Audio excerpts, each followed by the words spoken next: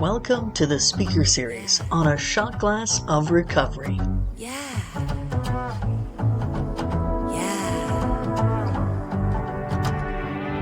You get a house, you get a car, then you start thinking that's all you are, but you don't know the truth. So let me spell it out for you. Now I got your attention, now there's a start. Now sit and listen to my favorite part. Life's been giving us some clues. The answer lies inside of you. Hi, I'm Lisa, and welcome to A Shot Glass of Recovery. This is the Speakers Series edition of the show, where we bring to you another great speaker from our morning meeting AA Solution Seekers. You can look for us at Online Intergroup AA or Toronto Intergroup AA. Please welcome our next speaker. My name is Janet Crosetti. I am an alcoholic. I'm coming to you from Northern Kentucky. And I am an alcoholic. I did not know that when I got to Alcoholics Anonymous. What I used to be like was a mess, a complete and absolute mess. I had unreasonable fears. I was inept. I had no skills, living skills, coping skills, nothing. I just came out a mess. I came out so messy. When I say came out, I mean of the being born, afraid of dolls, afraid of stuffed animals. I thought they were all staring at me. So that's how I came into this world. I always felt very lonely. I never felt like I fit into my family. And I just needed a drink. I needed some relief. And I didn't know where to find that, or I didn't even know what I needed. I just knew that I was a mess. And I was aware of that. It's probably the only thing I was ever aware of, that I was a mess and that I wasn't like my sister and that I wasn't like my parents. And when I was about 14 years old, friends of mine, we went to an apartment, one of their, where they lived, and his mom was working. And so we had the apartment to ourselves. And I got drunk. I don't even know what they did. It's funny. I mean, this is the self-centeredness. I don't even know what they did. I just know I got drunk. And they lived on the second floor, and their windows looked out into the commons of the city in which I grew up. And what I did was I took off my shirt and I stuck my top half of my body out the window and, calling attention to myself. So that was my very first drunk. That's how I started. I have never had a social drink in my life, or even a barely social drink, or just too much to drink.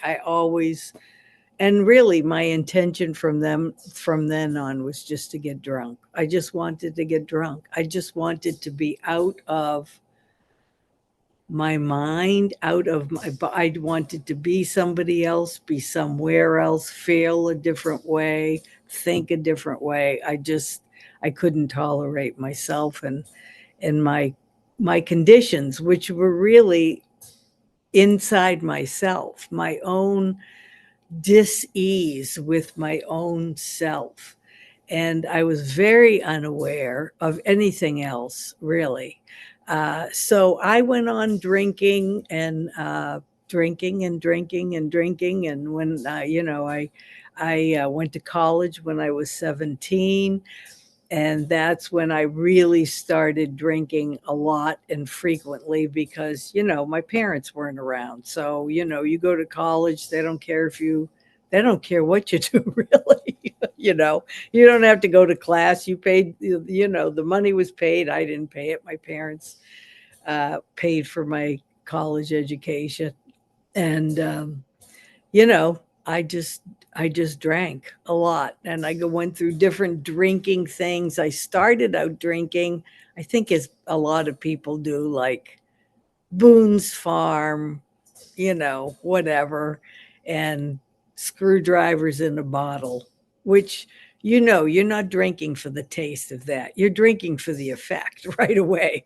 You know what I mean? That part in the book. I'm drinking for the effect. I like the effect produced by alcohol. It releases me from my own self, from my thinking, from my constant chatter in my mind, from the comparison, always judging, comparing, all of that, all living up in my head. It was horrible. But drinking at first really did shut that off, and I got relief, and it was absolutely wonderful. So as time went on, I drank more and more. I did more and more things that were against the way I was raised. Of course, the drinking was against the way I was raised. I did not grow up in an alcoholic home. I had never seen anybody drunk in my life. I mean, we didn't watch TV, so I never even saw anybody on TV drink. But somehow intuitively, I just skipped school that day, which I had never done before, and got drunk. You know what I mean? It was just like it came naturally to me, even though I had never seen it. So I continued to, you know, well, depression started in high school, and I was taken to counselors and all that stuff, and I think I was even put on some medication for a bit. I tried to kill myself when I was 15. I really did find my life situation, me intolerable, and I just wanted out. And that didn't happen. I did take a bunch of pills that the doctor had prescribed, and whatever. I mean, I woke up, so I think I was out for a weekend. I don't know. It's all very fuzzy. So I was a mess. I was lonely. I was desperate. I was here are the things I looked for: booze, drugs, sex, a boyfriend. Um, yeah, that was pretty much it. All of the above. Just something to, you know, fix me, something to fix me. So I was seeking. I was not seeking a spiritual source or being. That never occurred to me. I don't think I ever believed in any kind of higher power. I was very cynical and very negative. Um, and the idea of that just never really crossed my mind. And later on, when people did talk about God, I was one of the people, like it talks about in the book, who would just, bristle with antagonism at the mention of even such a thing. Or people talked about God, or I saw a sign on the road, "Oh, God loves you," or something. I'd go off in one of my many rampages. And all of that. I was one of the people, and I'm sure everybody has met one, that when they walk into a room, like they suck the energy right out of it, like just taking dark, like a dark force, really. Totally self centered, totally looking for what you could give me, never really having a thought of other people and what I put them through. Um, and just filled with fear and self pity. So I I met someone.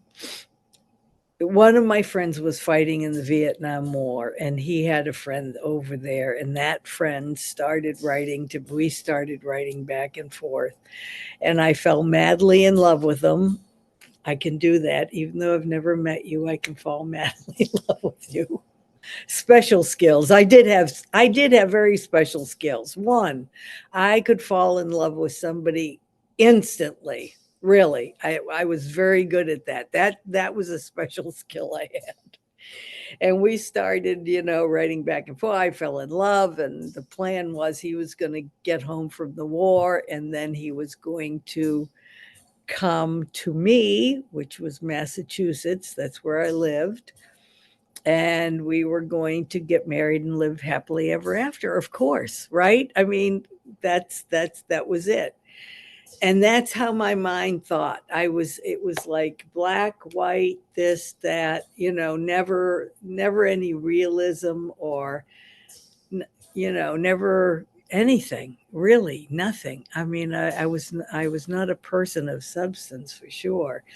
And when he got out, he decided to come to his home, which was Ohio, and I just followed him here. And that's how I got to the Midwest. So I live in Kentucky now, and we did get married, and I like the idea of moving to a different place because this was going to be my start over. Like everything I knew was now going to be different because number one, I had somebody who loved me. Number two, nobody knew me in Ohio, including him, really. You know what I mean? He didn't know me either. So it was like, I can start all over again. I'm not going to be this depressed, nasty, miserable, somber, Eeyore, kind of person. I'm going to be, charming and delightful and friendly and upbeat. And, I'm going to be a different me. And in my twisted alcoholic mind, I actually thought I could do that. And the other thing is, I got like my first adult job. And so I thought, okay, now I'm an adult. I graduated from college. I'm married, the trifecta. I hit the trifecta. And everything is now all going to be wonderful. And I'm not really sure how long it took before I realized, no, I'm depressed. How can I be depressed if he loves me? How can I be depressed if I'm starting all over again? You know what I mean? It was all so confusing to me. I couldn't understand any of it. And I had no clue I had alcoholism. I mean, really, that thought never crossed my mind. So we kind of went on. We were married for 13 years. 11 of which I drank. And we were drinking buddies. So we were drinking together and all seemed well.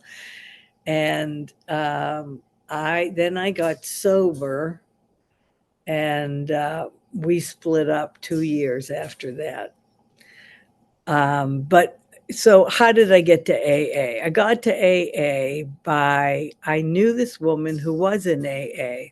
And she would say, "Hi, I'm Patty. I'm an alcoholic," and had a big smile. And she was just all cheery about it. And I was like, wow, that just seemed like you wouldn't tell somebody you were alcoholic. That to me was like, hey, I'm Janet. I have syphilis. Like, no, that's something you should be, whatever. But she was very attractive. She had this wonderful energy and she was friendly. And by this time I had no friends. Like the friends all, no, I could not maintain a relationship at all. The only thing I was able to do was go to work every day. I did do that. But I, didn't have, I couldn't, it was just too hard to do any of that. The only thing I could do is go to work and come home. And, but she was very, just so whatever. So anyway, one day what happened, and now I see it as a spiritual awakening, which I didn't even know what that was when it happened to me. One night I called her. And actually, what I told her is, I'm one of my big secrets. I'm smoking pot. I'm smoking pot, and I can't stop smoking pot. And she said, "Oh, well, let's go to an AA meeting." And I thought, why would I go to an AA meeting if I'm smoking pot? You know what I mean? I didn't understand. But like I said, I didn't have any friends, and she reached out and she invited me someplace. So I'm like, okay, I'll just go with her. I didn't, whatever. So I went with her, and the miracle of that is I didn't tell anybody anything about myself. I was a very closed person, and part of that was the fear. Like, I always knew that I was very different, and I always knew my thinking, I just wasn't the same. And so I never wanted to share anything because I thought people would use it against me. And really, one of my big fears was I would be locked up in the psych ward and somebody would just throw away the key, and it'd be one of the horrible, all those horrible movies with the snakes and the whatever, that. And so I came to Alcoholics Anonymous with her, and she didn't skip a beat. Like, she just was like, here's our big book. This is what we do. We read the book. We go to meetings every day. We pray on our knees. We get a sponsor. We talk to our sponsor every day. We write a gratitude list. We go to an institution meeting. We have a home. You know what I mean? She just laid out the whole thing right at once. Like, it wasn't piecemeal. It was like, this is what we do. Come with us and do what we do. And I did, but she would kind of trick me. Like, she would say, like, we lived kind of close together, so I'd either drive to her place and go, she'd come to my place, and she would say, at the end of, when we were driving home, she said, oh, so I'll pick you up tomorrow at da da da, and I was too afraid to say no. I'm like, no, I want to say no. I just don't belong, but I'm a people pleaser, which has served me well in some, circumstances. And so I would go, or she'd say, hey, you pick me up tomorrow. Okay. We would just, and I was on this thing, and I was about a month sober, and I had the big book, and I had the 12 and 12, and I had some meditation books and probably some pamphlets too. I don't remember about that. And I looked at my kitchen table and I thought, what have I done? I'm in this thing. What am I in here? Why do I have all these books? And I'm going to have to tell them it's really a mistake that I'm in here, because I'm not an alcoholic. Like, I didn't even remember I drank. You know what I mean? That's how out of touch I was. Well, I was not drinking at that moment because I was losing weight, and you cannot drink when you're trying to lose weight. But I was still smoking my pot, which was also hard because you get the munchies after pot. But anyway, so I don't know. I fought being in AA for about 5 years, but I did stay sober from my very first meeting. I mean, because I took the action, even though I thought this is ridiculous. Why am I taking the action? It's, but yeah. And then I just finally thought, okay, what I'm going to do is I'm going to do everything that she's doing, every single thing. I'm going to work the steps. I'm going to da, da, da, da, da, do the whole package. And then I'm going to come to her and say, see, this is what I really thought. I don't really belong here. Thank you very much. You've been so kind to me, but I'm not really an alcoholic. So I worked the steps, and we started right away. I mean, Patty is not one to mess around and, do a step a year or anything like that, And I did. I worked the steps and made most of my amends right away. I held back on the big boss at work because I knew he didn't like me, and I didn't like him, and that was like my enemy. I put that one off for about 4 years. But the rest of it I did, and I did start working with others, even though I was scared to do that. And I was not able to really talk to people. I did not have any communication skills whatsoever. So what I would do is stay busy after meetings, chairs, cleaning ashtrays, busy, busy, busy, to do something. I'd give people rides, but I didn't know how to do like I mean, I could say, hi, my name is Janet. And they'd say, and like after I got nothing, I still don't do chitty chat to this day. I don't know how people do, like just whatever. So, but I didn't do anything. I couldn't share. There was nothing coming out of me.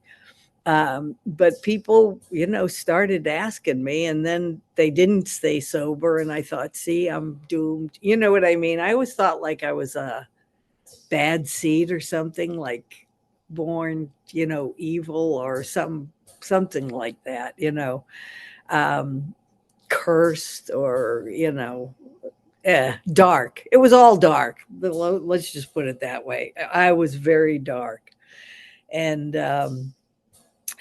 but I kept coming to AA, and for some reason, I think really at the end of 5 years, I just got tired of thinking about it. I just wore my own self out thinking, am I an alcoholic? Do I belong? Well, I relate to this, but I'd hear people drinking stories, and some people get up and say, I drank a fifth a day. I never drank a fifth a day. I did not do that. You know what I mean? Or they'd say, I crashed 20 cars, not 20. You know what I mean? That's what I heard. You know what I mean? And every time I heard things like that, it was like I'm on my way out. I was looking at the beginning for ways out of AA. I wanted out. And now I know, because I'm alcoholic, I always will, especially then when I was very sick, want to go for pain, want to go for depression, I want to go there. I don't want to go toward the light. I don't want to go toward healing. I don't want to go toward love. All the love in AA rooms really did freak me out. It was like a bright shining light that was like, ah. And really I felt like I wasn't worthy, and I think I twisted that into I don't belong there. And I don't know. I just gave up. I That's the only, somewhere along the line it got lost, and I just thought, okay, I'm here. I'm here, and just I'm going to stay if I can stay. And please God, now let me stay. So I started, Patty would say, we pray on our knees. Oh, I mean, that had two things in it that I was rebelling at. One, getting down on my knees, and then the God thing too. I'm like, oh, geez. But I did it. I did. And I think my first prayer was down on my knees. I don't know what I'm praying to or who you are or where you are. I don't even think you exist, but I'm following directions. And here I am, and that's all. I didn't ask to stay sober. I didn't ask for anything. I just said, kind of like I'm checking in, giving you a little call. And the first time I got a sense that perhaps, my mind was totally shut against the whole idea. I mean, totally. Now, I like to think and I do consider myself an open minded person on most things, but this thing, it was like steel. But one day, my sponsor was giving a lead, and it was Friday, and I worked on Fridays. And I remember just thinking, oh man, I'd really like to go hear her lead, but I can't because I'm working. And I woke up the next morning. I was a teacher, and we got a snow day. And I was like, I mean, like, really, I get goosebumps now just thinking about it. It's like that, like, actually cracked, just a little crack in that mind that was, to let some light in. I'm like, could that be like, was I heard this thing that I'm now going to be able to go and hear her lead? Like, it was mind boggling. And it really just like, it took my breath away. And, and then from there on, once my mind was opened, that little crack, like, yes, maybe, Janet, there is a possibility of, willing to believe that thing. Then I just started, I got sober in the springtime and the flowers were coming up. I'm a flower person, I'm a plant person. And like the tulips were coming up and the daffodils were coming up. And I thought, okay, I planted those, but that's all I did. I put a bulb into the ground. That's what I did. That was my effort. I mean, I didn't make it grow. You know what I mean? What is it that makes things grow? I just started asking all those kinds of questions to myself. And, so that's where I started. And, my conception of what this being, this source, this presence is, continuously, kind of morphs and changes and all of that. And I think that's good because I think that means I am a seeker. And that's what we're supposed to do in the 11th step, seeking. So anyway, my husband and I got a divorce. My first husband and I got a divorce. And that was very scary because I had never lived alone. And I was 35 years old, never lived alone on my own. And, you know, I was ashamed of being divorced. I felt like a failure. I thought I would never have sex again. I would dry up. All those kinds of things.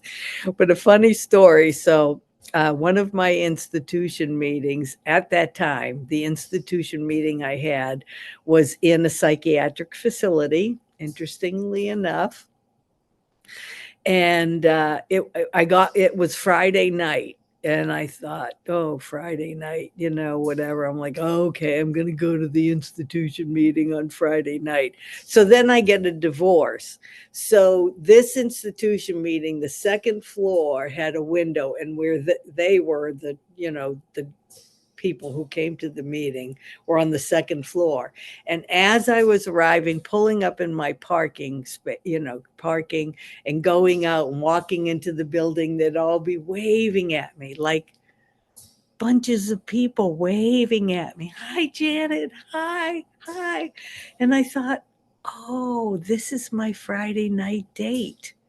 This is where I need to be. This is where I'm not alone.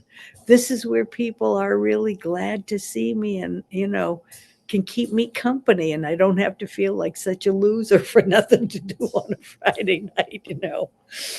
And I don't know. So we got through it. And then I met somebody in AA, met somebody right at Oak Street, which is where I got sober in Cincinnati, 405 Oak Street. And